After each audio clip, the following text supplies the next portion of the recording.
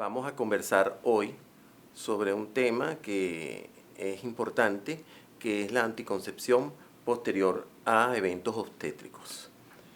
Si hablamos como anticoncepción post evento obstétrico, sería la estrategia que permite a la mujer posponer un embarazo o finalizar su vida reproductiva mediante un uso de método anticonceptivo, bien sea temporal o permanente, inmediatamente después del parto, del aborto, de un embarazo ectópico, una cesárea o una enfermedad trofoblástica. Y esto debería hacerse preferiblemente antes de que ella saliera del establecimiento donde está hospitalizada.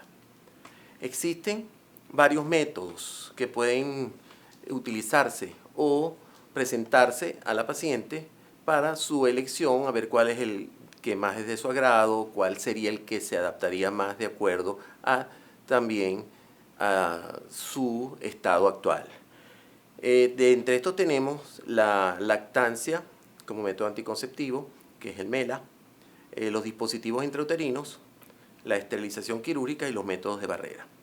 Existe también los anticonceptivos que son solo progestágenos, que los hay orales, inyectados y en implantes. Y los combinados que tienen estrógeno y progestágeno para ser utilizados después de los 6 meses.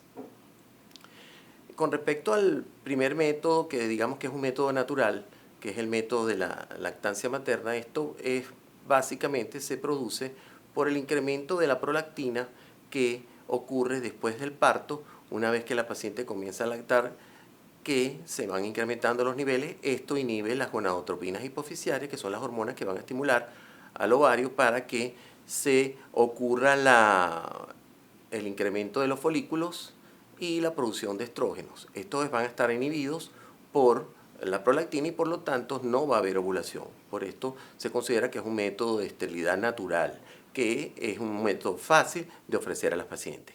Es importante porque debe cumplir ciertos requisitos para que sea efectivo, como es que la madre amamante en forma exclusiva de día y durante la noche, y que por lo menos esto constituya un 85% de la alimentación del lactante.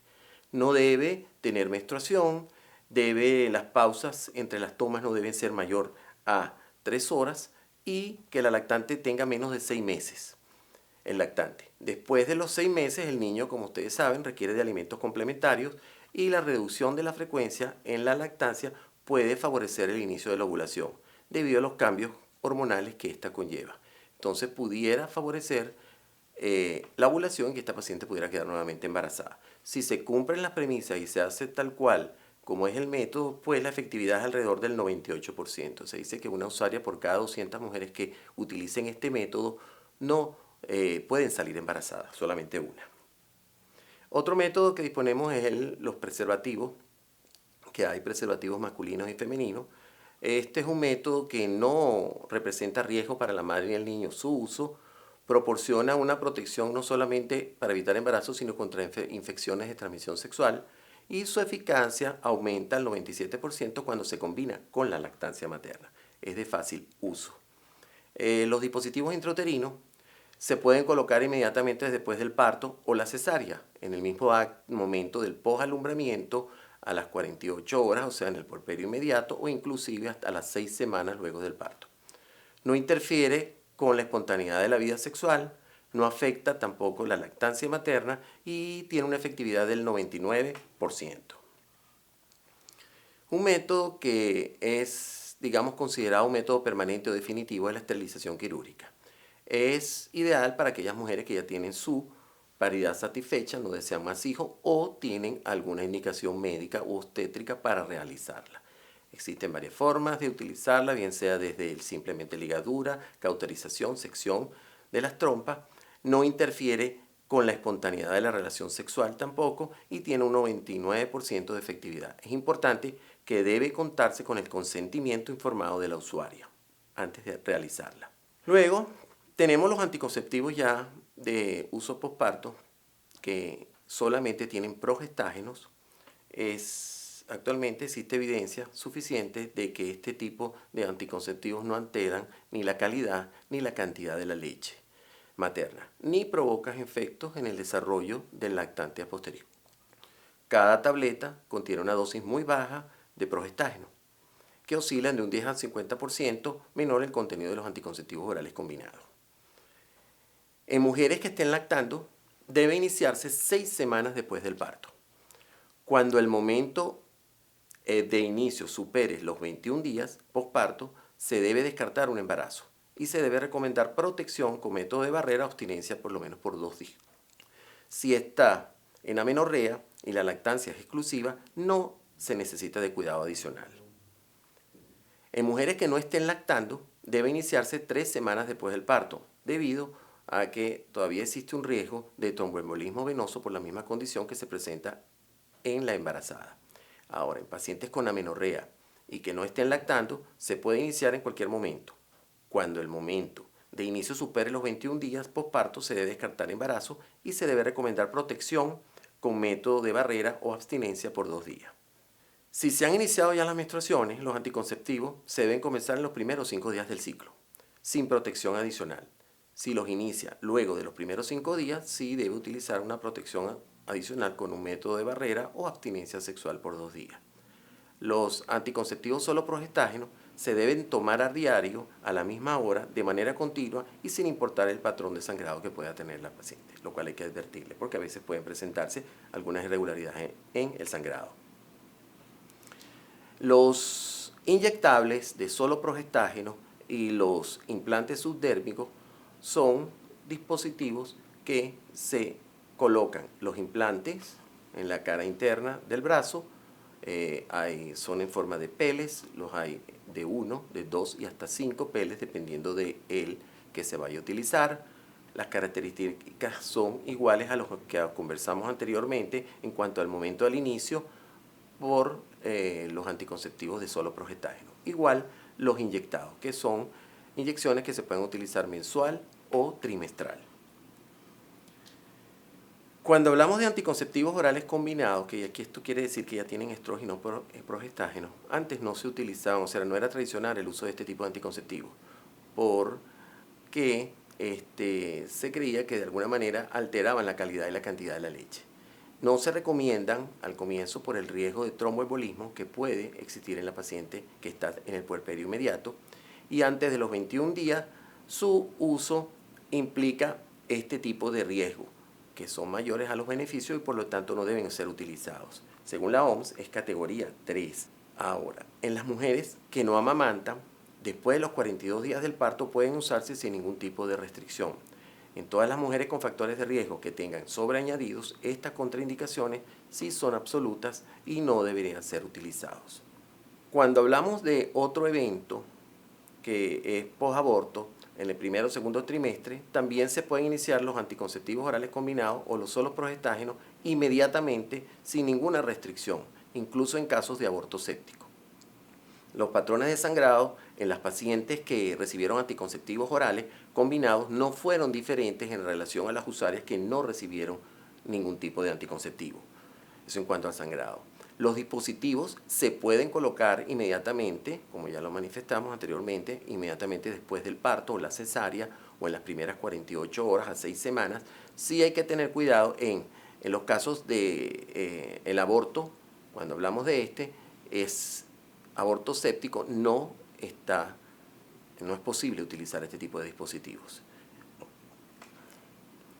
En los estados inmediatos, cuando tenemos otra entidad que es el embarazo ectópico, bien sea se trate en forma médica o se resuelve en forma quirúrgica, las indicaciones y el uso de los anticonceptivos orales combinados y los anticonceptivos solo progestágenos son las mismas que las pacientes que se utilizaron post-aborto. O sea, pueden utilizarse en forma inmediata sin ningún tipo de inconveniente. En la anticoncepción posterior a enfermedad trofoblástica, que esto incluye lo que es la mole hidatidiforme, la mole invasora y el tumor trofoblástico placentario, los criterios de elegibilidad recomiendan el uso de anticonceptivos orales combinados solo progestágenos independiente de los niveles altos que tengan de las gonadotropinas que están en descenso o incluso en los casos de enfermedad trofoblástica maligna. Luego del vaciamiento de la mola, no incrementa los anticonceptivos orales combinados el riesgo de enfermedad trofoblástica. Y en esto se asocia, el uso de anticonceptivos orales combinados se asocia con una regresión más rápida en los niveles séricos de gonadotropinas coriónicas que en las mujeres que no usan los anticonceptivos orales combinados.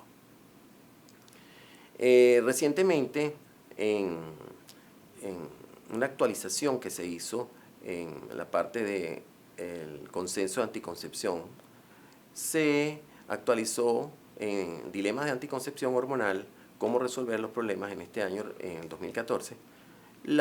Podemos resumir en estos dos cuadros siguientes lo que es la anticoncepción postparto en la lactancia. Como vemos nosotros en la lactancia, arriba se encuentran todos los tipos de anticonceptivos orales combinados, desde los anticonceptivos orales, los parches, el anillo y los inyectados combinados, y del otro lado tenemos los que solo tienen progestágeno, ¿okay? Que son los con solo progestágeno, los implantes, los DIU que liberan hormonas y las inyecciones también.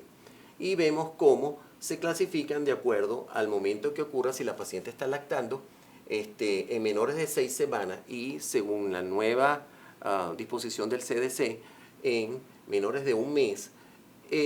Los anticonceptivos orales combinados no debemos usarlos, es riesgo 4 y para el CDC es riesgo 3, a menos que no exista. El método no es recomendable, pero a menos que no existan otros métodos más adecuados para el uso por la paciente.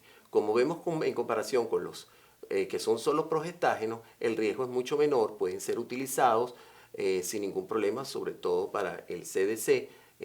Todavía en los criterios de elegibilidad de la OMS persiste que el método no es recomendado a menos que no exista otro para que podamos adicionar. Cuando tenemos entre 6 semanas y 6 meses, ya baja a categoría 3 o categoría 2 que se pueden utilizar en los anticonceptivos orales combinados, y en los progestágenos pueden utilizarse sin ningún tipo de restricción. En mayores de 6 meses pueden ser utilizados tanto los métodos orales combinados como los métodos de solo progestágenos sin ningún problema. Cuando la utilización post-aborto no tenemos ningún método, o sea, no tenemos ningún inconveniente. Se puede usar el método en cualquier circunstancia. Y en los post-embarazos ectópicos de igual forma. En este otro cuadro, cuando no está lactando, en menores de 21 días, vemos que los riesgos son elevados. Si la paciente no tiene factores de riesgo, es categoría 3. Si la paciente con otros factores de riesgo elevados, para uno es categoría 3 o 4, que no debemos utilizar ningún método.